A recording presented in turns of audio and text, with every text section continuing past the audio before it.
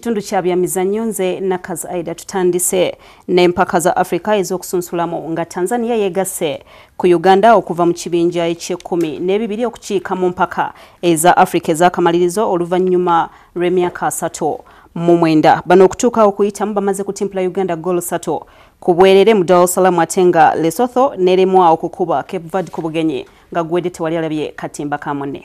Uganda emazeeko ng'ekulembedde ekibinja n'obubonero Tanzania eyina 8, Lesotho eyina 6 nga Cape Verde yesembye mu kibinja n'obubonero 5 nga z'empaka za Africa zigenda kubeera mu ggwanga erya Misiri mu June ow'omwaka guno.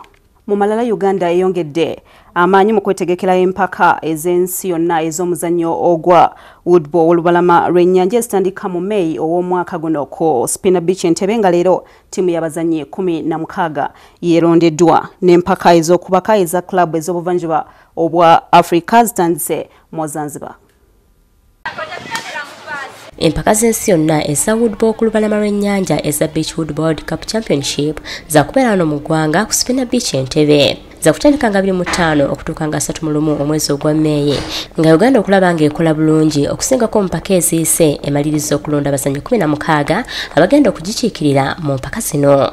Ku bano kuliko abasajja 8 nga bakulembeddwa mu Charles Sensalo nga abalala Jeffrey Towongo, Thomas Kedi, Bridge Byamukama, Wilson Musinguzi ne Robert Mutiibwa. Abakazi no bali 8 nga kuliko Denise Nanjeru, Joan Mukova, Florence Mukoya, Rose Nabagala, Chirungi Maureen, Joyce Nalubega, Natio Mary. Emizannyo gino gingendedde bulungi newankubadde trials ezasooka saazanya bulungi nnyo nga nali nsuubira. Naye nsuubira nti no ku lunaku olwaleero ngezezzaako okusalira ddala amaanyi ndabire ddala nga stroke zinakuba mu outing eyasooka nzisalira ddala. Abazannyi bonna balondeddwa mu kusunsulamu okusembyawo leero ku Spina Beach Ntebe awagenda okubeera empaka z'ensi yonna. Mu muzannyo gw'okubaka empaka za clubs z'obuvanjuba bwa Africa eza East Africa Netball Club Championship zitandise leero mu Zanzibar. Club za Uganda zitandise na buwanguzi nga Prisons ewangudde emizannyo gyayo gyombi ebiri ng'ekubye jaketi ya Tanzania ku ggola 47-3 ne Zimamoto ya Zanzibar ku ggola 47-24.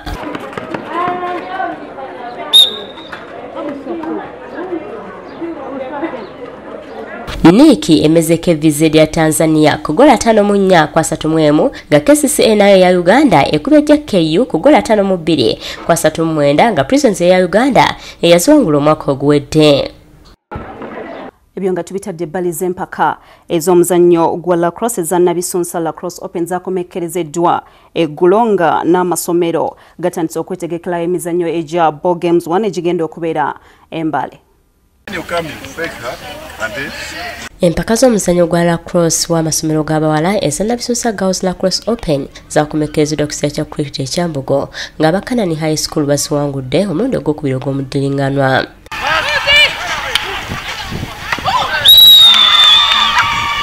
Bano okutuuka ku buwanguzi bamaze kuwangula emizannyo 4 ku egyo 6 egyabadde gizannyibwa nga Nabisunsa akutte kyakubiri.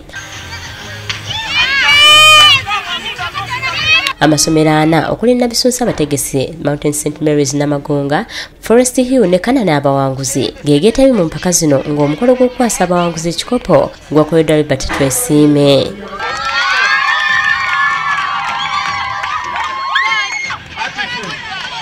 Empaka z'omwaka guno zakomekkerezeddwa n'okunoonya ttiimu enakiikirira eggwanga mu mpaka z'ensi yonna ezabali wansi emyaka 19 ezigenda kubeera mu ggwanga lya Canada mu August w'omwaka guno. N'amasomero ag'enjawulo gatandise okuteekera emizannyo gy'eggwanga egya Ball Games 1 ne 2 egigenda okuteekebwa mu disitulikiti y'Embale ne Soroti. Aba Kakungulu Memorial bavuganyiza mu mizannyo omuli omupiira gw'abawala ogw'okubaka, ogw'abalenzi ogw'ebigere, handball, emisinde, badminton ne volleyball. Giwanguddwa ennyumba ya Kiggundu n'obubonero 383 ng'eyamubiru ekutte kyakubiri n'obubonero 205. Rather than Kiggundu.